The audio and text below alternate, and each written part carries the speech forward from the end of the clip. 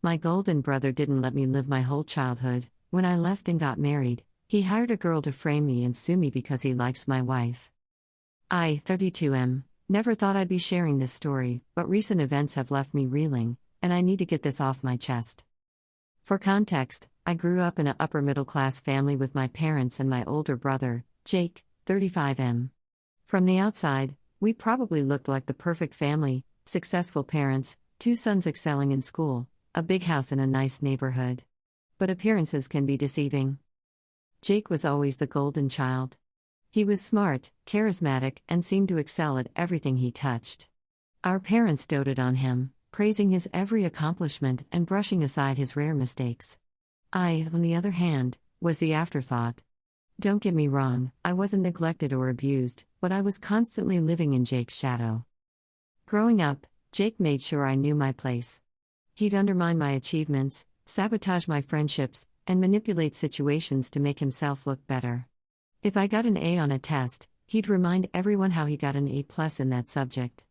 If I made the soccer team, he'd suddenly develop an interest in coaching and overshadow my accomplishments. It was subtle enough that our parents never noticed, but it was a constant drain on my self-esteem. I tried to talk to my parents about it a few times, but they always dismissed it as sibling rivalry or me being overly sensitive. "Jake's just trying to motivate you," they'd say. "You should be grateful to have such a successful role model." So, I learned to keep my mouth shut and endure. As we grew older, the dynamic didn't change much.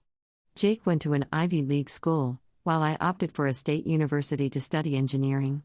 Even though I was doing well, my parents' conversations always revolved around Jake's latest internship or academic award. I felt invisible in my own family. The turning point came when I met Sarah, 30F, during my junior year of college. She was everything I'd ever wanted in a partner: kind, supportive, and she saw me for who I really was. For the first time in my life, I felt truly valued and appreciated.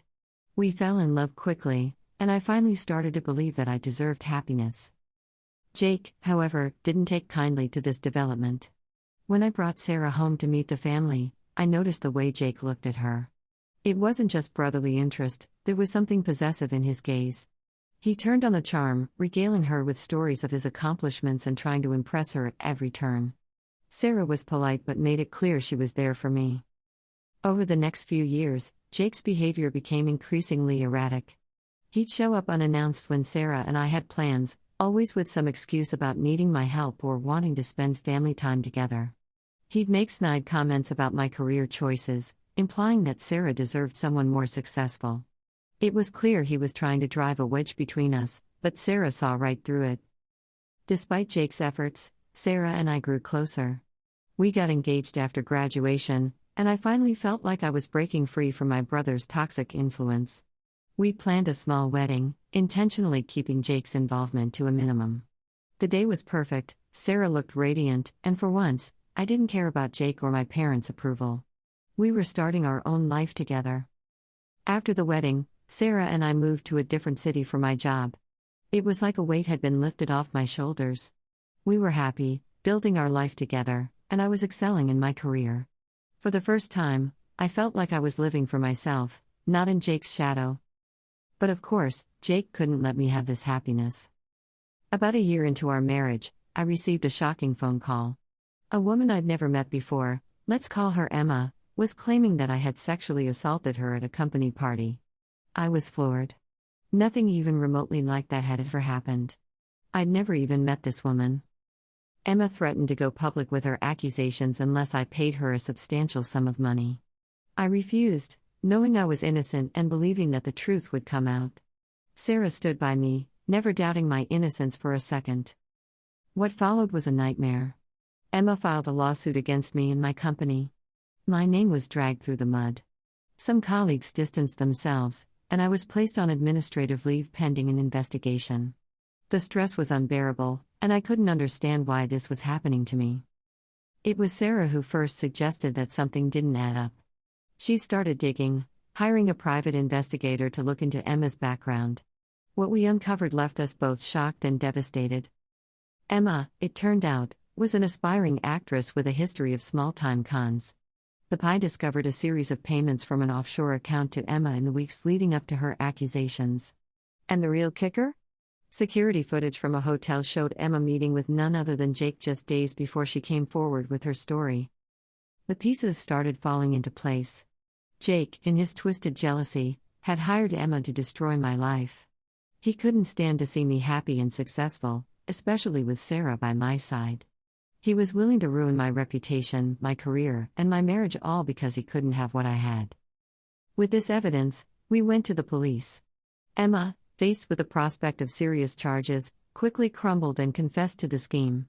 She provided all the details of how Jake had approached her, coached her on what to say, and promised her a hefty payout if she went through with it. The fallout was explosive. Jake was arrested for conspiracy and a host of other charges. My name was cleared, and my company welcomed me back with apologies and assurances. But the damage to my family was irreparable.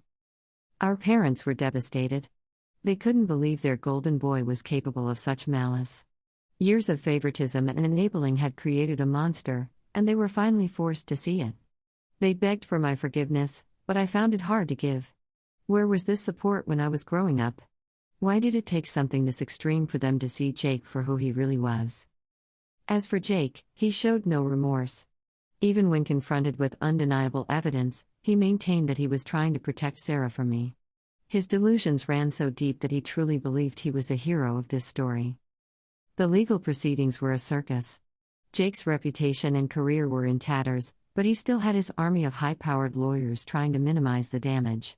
In the end, he was sentenced to 5 years in prison for his role in the conspiracy.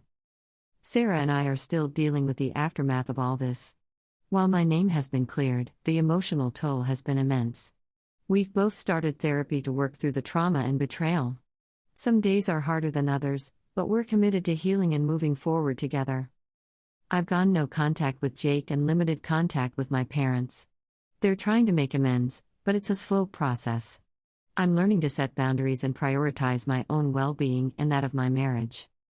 The whole experience has been a harsh lesson in the depths of jealousy and the importance of surrounding yourself with genuine love and support. Sarah has been my rock through all of this, and I'm grateful every day for her unwavering faith in me. As for the future, Sarah and I are focusing on rebuilding our life together. We're talking about starting a family of our own, determined to break the cycle of toxicity and raise children in a home filled with love and support. I'm sharing this story as a cautionary tale about the dangers of favoritism, the insidious nature of sibling rivalry, and the importance of recognizing and addressing toxic family dynamics.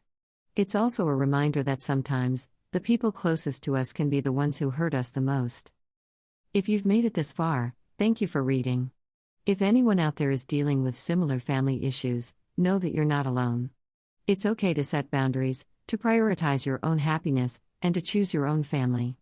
Blood isn't always thicker than water, and sometimes the family we choose is more valuable than the one we're born into. Edit 1. Wow, I didn't expect this post to blow up like it did. Thank you all for your supportive comments and messages.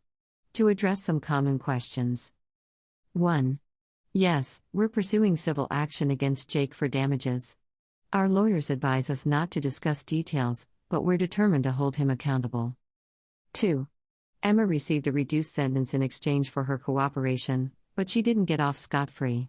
She's facing consequences for her role in this. 3.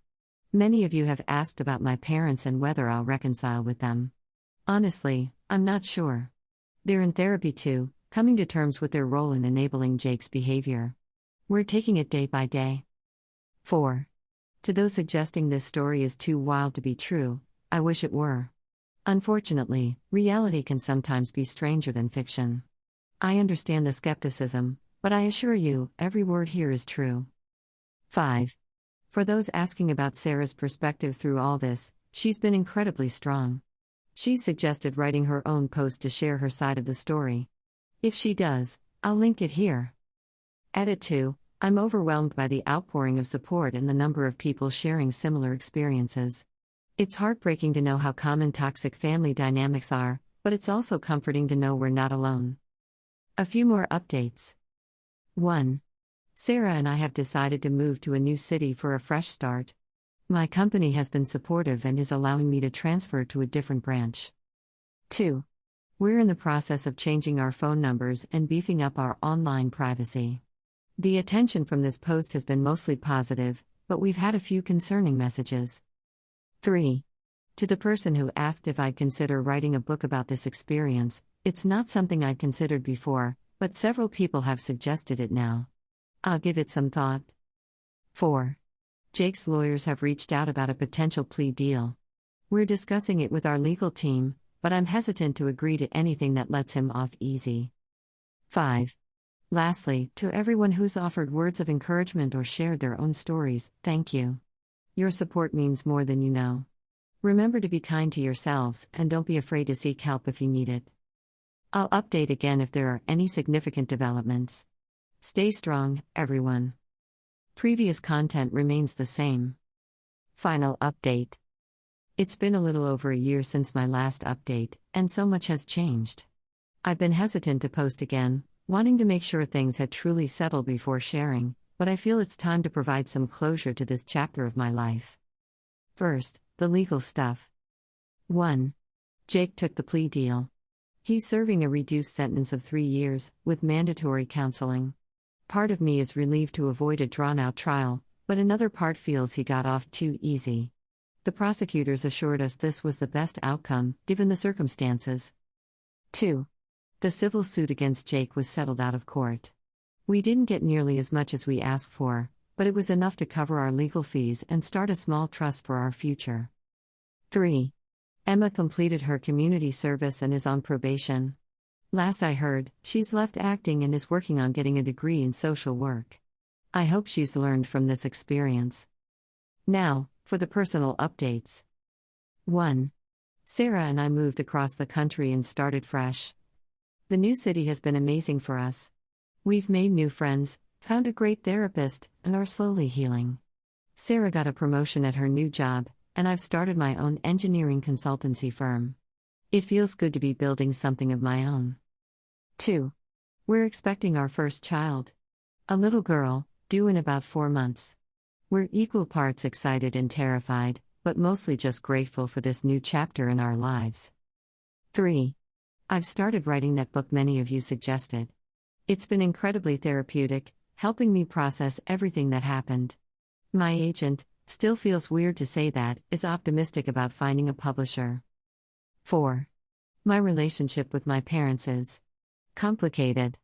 They've been trying hard to make amends, attending family therapy and really working on themselves. We're not close, but we're civil. They're excited about becoming grandparents, and I'm cautiously allowing them to be part of our lives again, with clear boundaries. 5. As for Jake, I haven't spoken to him since the trial. He sent a few letters from prison, but I'm not ready to read them. Maybe someday, but not now. My therapist says that's okay, and I'm learning to trust my own feelings on this. Looking back on everything that's happened, it's surreal. There are still days when the anger and hurt bubble up, but they're becoming less frequent. Sarah and I have grown so much stronger through all of this. We've learned to communicate better, to trust our instincts, and to value the family we choose. To everyone who's followed this story and offered support, thank you. Your kind words and shared experiences have been a lifeline during the darkest times. To those still struggling with toxic family dynamics, hang in there. It gets better. You are worthy of love, respect, and happiness. This will likely be my last update on this account. As we prepare for our daughter's arrival, Sarah and I want to focus on our future, not the past. We're excited to raise our child in a home filled with love, understanding, and support, everything we wished for in our own childhoods. Thank you all again. Wishing you all the best in your own journeys.